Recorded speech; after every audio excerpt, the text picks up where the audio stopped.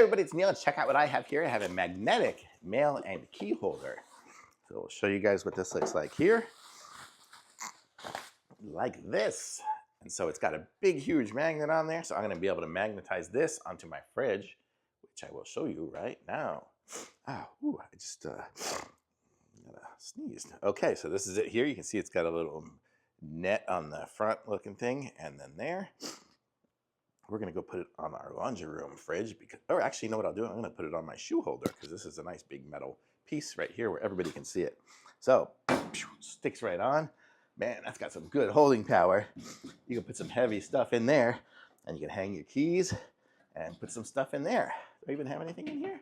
Nope, these are empty right now.